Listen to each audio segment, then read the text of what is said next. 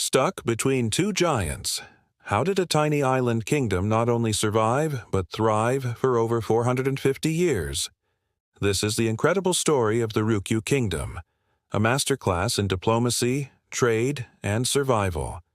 Imagine you're the ruler of a small chain of islands, caught between the immense power of Ming and Qing dynasty China to your west, and the ambitious shoguns of Japan to your north.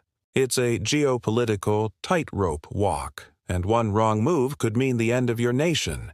Yet the Ryukyu kings didn't just walk this tightrope, they danced on it. Their secret, a brilliant strategy of dual allegiance. To the powerful Chinese emperors, they presented themselves as loyal tributary vassals. They sent lavish tribute missions, performed the required rituals, and in return received imperial recognition and, more importantly, exclusive trading rights. This relationship, known as the Sakuho system, legitimized their rule and opened up the vast Chinese market. Ryukyu ships, loaded with goods from across Asia, were welcomed in Chinese ports, turning their small kingdom into a bustling maritime hub. They became the middlemen of the East China Sea, connecting Japan, Korea, and Southeast Asia with the economic powerhouse of China. But what about Japan? To the north, the powerful Satsuma domain of Japan had its own ambitions. In 1609, Satsuma invaded and conquered the Ryukyu Kingdom. You'd think this would be the end, right? But this is where the genius of Ryukyuan diplomacy truly shines. Instead of being completely absorbed, they negotiated a unique arrangement. While they were now effectively vassals of Satsuma, forced to pay tribute, and follow their orders, they were allowed to maintain their kingdom and, crucially, continue their tributary relationship with China. This created a fascinating and complex situation. The Ryukyuans were playing a double game.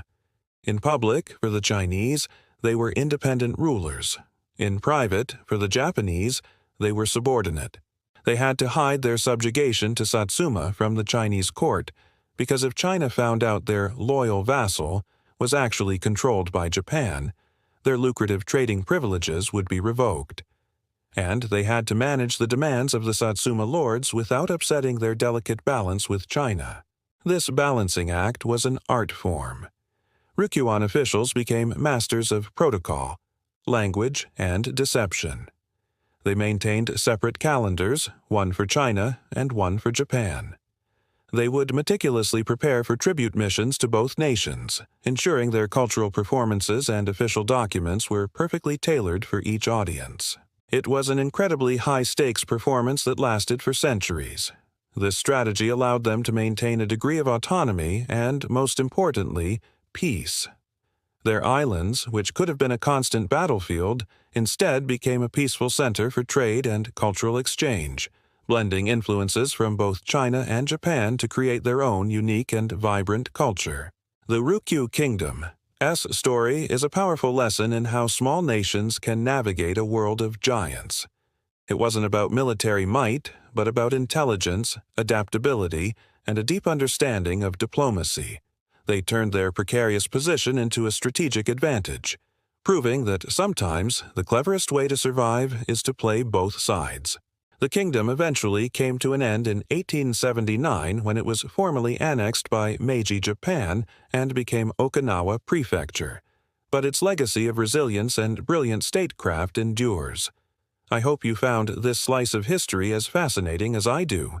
If you enjoyed this video, please give it a like and subscribe for more stories from the crossroads of history. Thanks for watching, and see you next time.